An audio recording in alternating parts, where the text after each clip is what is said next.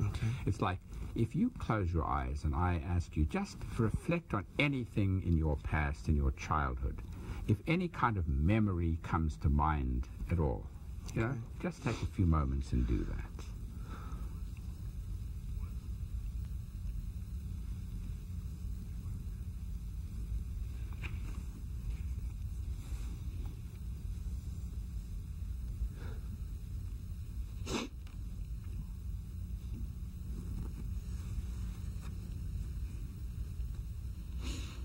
Okay.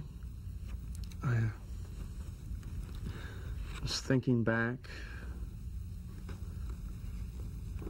to, I guess it was my 8th birthday. I know that. And I was having a party, as everyone does on their birthday. And, you know, you think a birthday is a time when no matter what, you can be happy.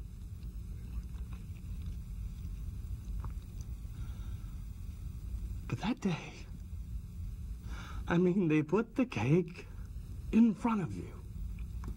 And everyone sings happy birthday to you. Happy birthday. It's supposed to be. Right.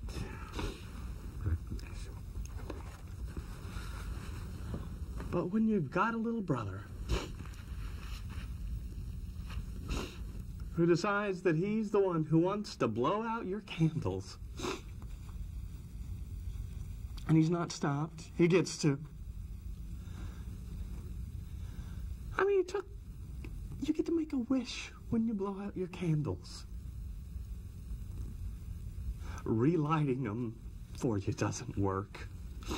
And he gets presents on your birthday, too, just so he can be happy and he doesn't have to suffer on your birthday.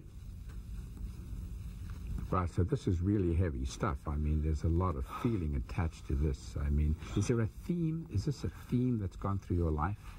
That somehow you are number 3 in a line of 2? Is this a theme? I don't know if it's number 3. I always just seem like I'm last. Last, uh-huh. Yeah.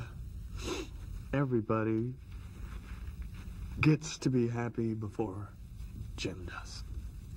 Uh-huh. And if it happens to cut into Jim's chances of being happy, well, that's the way it should be. Gosh, I hadn't thought about that. Man. Oh, gosh, forever. So Jim is last, and when happiness is dished out, somehow you are not there.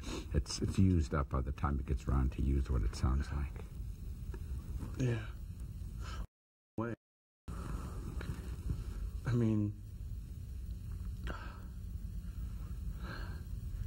when I was in high school, oh gosh, I guess it was just a couple of days after my brother had broken his arm. I told you before. Mm-hmm. A couple of my friends were over. We were watching TV, we were doing something, you know, kids. And I guess we got laughing too loud, having too much fun, I don't know. But my father, the bearer of such good tidings as he always was, basically came in, asked me what gave me the right to be happy. Boy, that strikes me as very important, you know, because for the first time I see how much pain, how much anger, how much resentment there is, and legitimately so, and it's a question of what can we do about it. I want to do the experiment, if you would just bear with me. If you could imagine something, and the something is that I have a time machine, and I'm going to ask you to step into the time machine and go back into the past to that 8th birthday party, you see. So here you step out of the time machine, and there is little Jim, aged 8. He looks at you, and he doesn't realize, oh, this is me grown up out of the future, but he senses something very special about you. So he'll listen to you. Can you get that kind of a picture as I'm saying it? Okay. Yeah. So there you are, and there is 8-year-old Jim. What would you like to say to him? If you could talk to 8-year-old Jim, imagine it's really happening.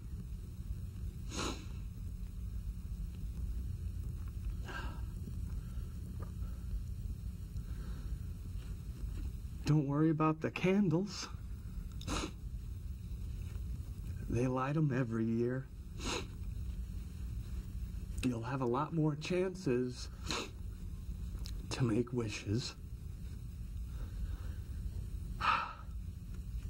And even the wish you're going to wish this year, you'll wish it again. Pick a star. Wish on it.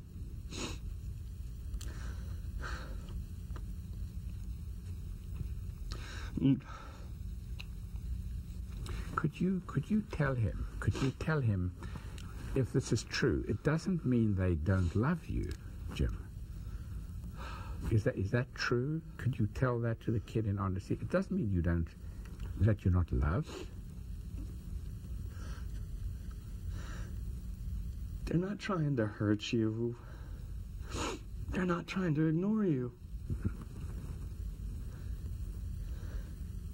They're just trying to keep everyone happy. And, they think you're old enough to understand that. Maybe you're not.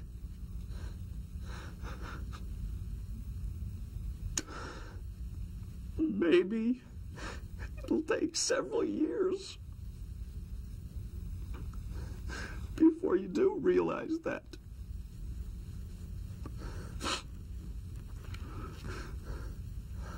But I think they do love you.